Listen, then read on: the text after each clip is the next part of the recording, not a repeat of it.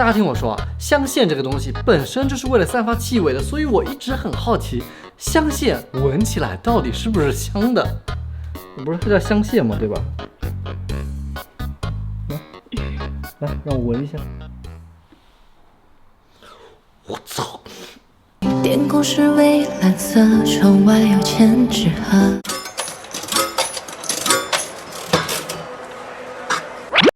今天我们在这里直播的时候啊，就突然发现一件大事。我把直播的这个关掉先。什么大事？芝麻因为这2天吃太多，生病了。这是不是食物粘到那边？我感觉是的。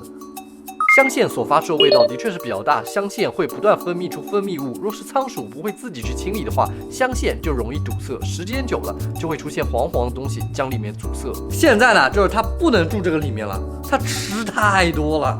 来，我们现在把它放这个里，放回去吧，你当不了皇上。那怎么办呢？我们找了专业人士维诺，他告诉我们说，拿生理盐水先软化它，然后再一点点帮它抠掉。小芝麻第一次眼睛上出问题啊，长了个小脂肪粒，也是因为吃多了。第二次肚子上香线堵住了，还是吃多了。你不能再吃了。来，先涂点生理盐水软化它，之后现在等它软化了之后，再一点点给它抠出来。哎，小家伙啊，还好不是什么大问题啊，给大家看一看。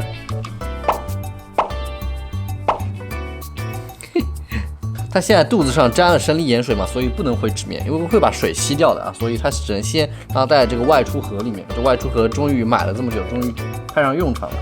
给大家看一下，这里面还有个小水壶。冷静啊，冷静啊！我帮你抠，眼疾手快，抠得很快。你要不要拿镊子给它抠？你给它夹。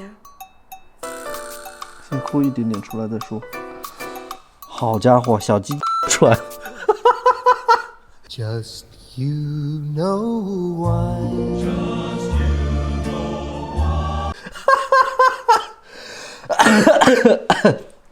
啊！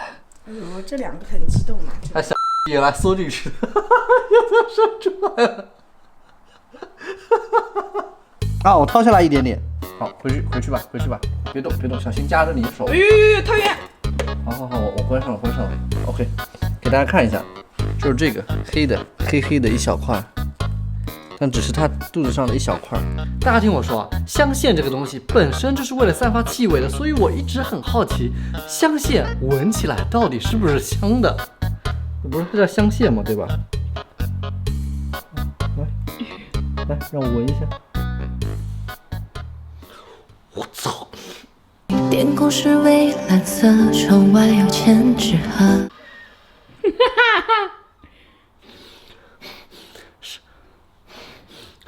什么感觉？感觉就是芝麻的下水道，芝麻下水道的味道就是从这里来的。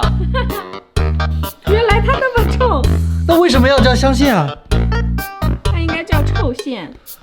我现在来给大家仔细讲述一下这是什么味道。芝麻现在回去了，就是我现在喘不上气，就是这个味道吸一下进鼻子里的时候，就感觉哇，我整个鼻腔充满了这个味道。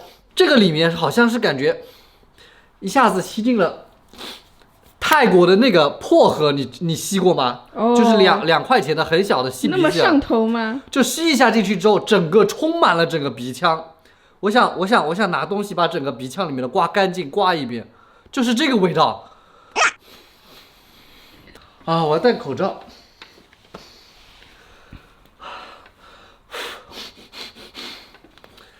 啊，我们继续。你也注意一下汤圆。没事的，汤圆搞不定的。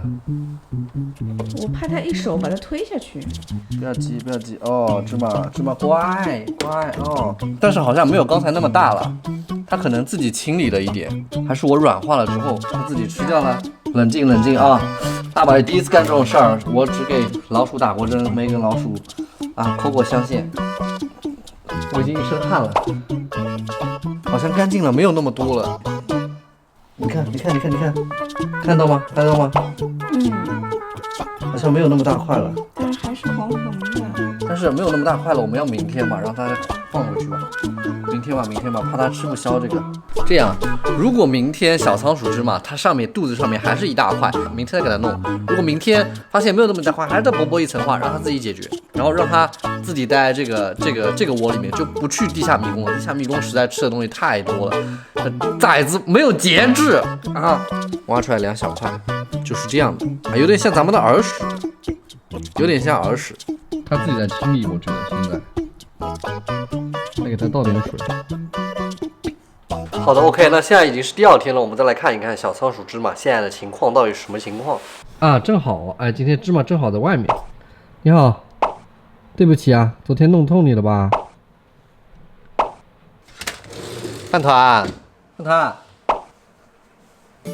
，OK， 我们来看一下啊，现在干净了好像，但是还是有一点点啊，我来看看。但比昨天干净很多了，基本不堵住了，只是薄薄的一层了。这个就让它自己吃吧，让它自己啃吧。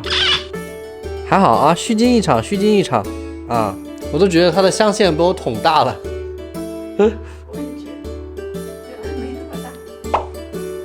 OK， 那么经过这次事件呢，我们也说明了。实在是因为小芝麻这货，这个种类、这个品种、这个物种，它就不知道节制，就是它只要有的吃就拼命的往肚子里塞，拼命的塞，结果啊把排泄口给堵住了啊，好听点说是香线，其实是排泄的一个口啊。还是老父亲太溺爱它了，好，我们以后不住那个房子好不好？那个2000块钱的仓鼠迷宫、仓鼠地下宫殿，舍弃它，不要了。我们安安心心住这个平平淡淡的小房子，好不好？好了，那么以上就是这一期的翻翻小福气。如果你喜欢这期内容的话，一定要点关注哦。小芝麻养仓鼠的，记得千万不要给的太多，像老父亲这样太溺爱可不好哦。那我们下期再见，拜拜。点赞了吗？评论了吗？收藏了吗？还不赶快去关注！它也太可爱，它直接睡在上面了，我的天哪！